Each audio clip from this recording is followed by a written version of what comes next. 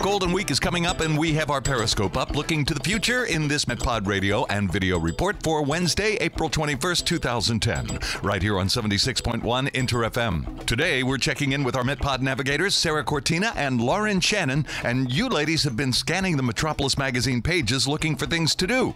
Tell us about some of the more interesting things you've found. One thing I'm really looking forward to is on the 25th of April, we are going to have the Nakizumo out at Sensoji Temple. Nice. Which, for people who are not familiar with that, is a yearly festival where big sumo wrestlers hold up little tiny babies, and whichever baby cries first wins.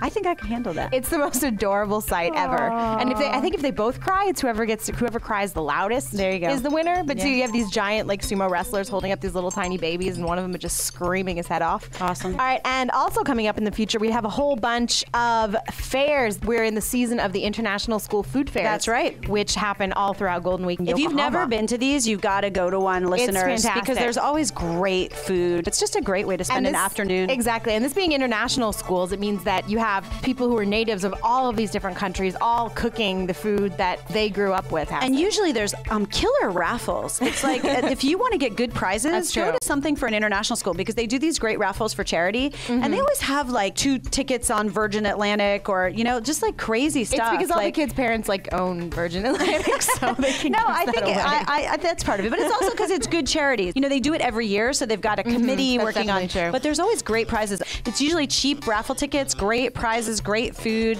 all those little kids running around, And this is also a good season to check out a lot of the antique fairs and flea markets. And the Metropolis magazine does a great job of listing those up, which Sundays, because one is the first Sunday and the third Sunday. And so if you really want to find out where the antique fairs are, check out the pages of the Metropolis, and it gives you a really good schedule of where to go when. Of course, I love the Yurakucho International Flea Market, which will be coming up.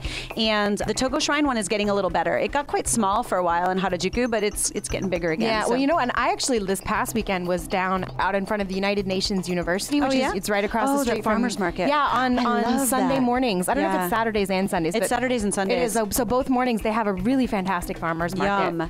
Thanks, Sarah. Lauren, of course, our magazine is filled with great suggestions, and you can hear about all the very best in our podcast. It's called The MetPod. The Tokyo MetPod.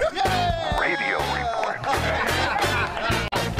The Tokyo MetPod. It's all about life in Tokyo at www.metpod.com.